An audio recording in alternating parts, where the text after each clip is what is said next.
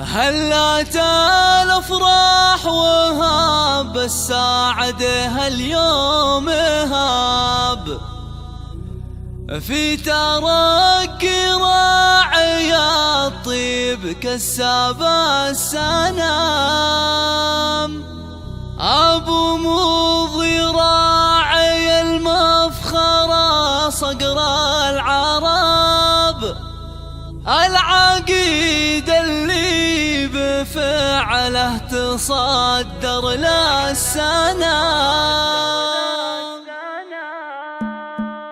هلت الافراح وهب سعدها اليوم هاب في ترقي راعي الطيب كسب السنام ابو راعي المفخرة صقر العرب العقيد اللي بفعله تصدر للسنام نايف التركي عزيز الجاه مرفوع النسب ابو مضي راعي المجد والحد الهمام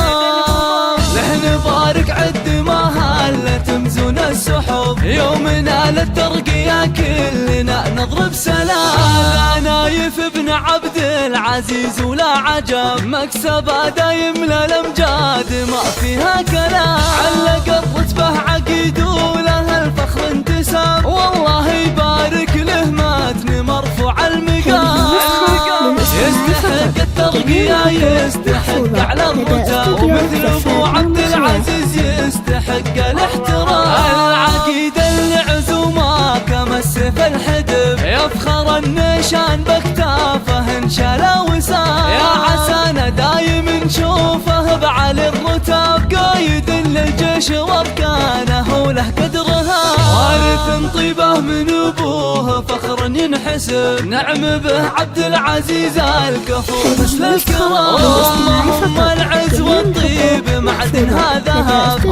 نايف ترفع الراس به بنت الحشام دوسري والفخر فيه ملزوم وجاب نايف اللي هبته تنعرف بين العظام نايف اللي في المهمات كل اللي حسب في وزارة الدفاع دبلوماس وله مهام والله انه بالرجال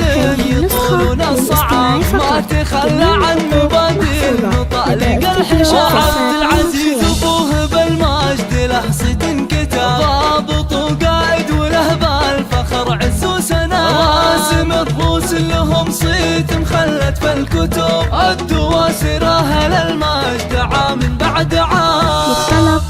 055 84 33 162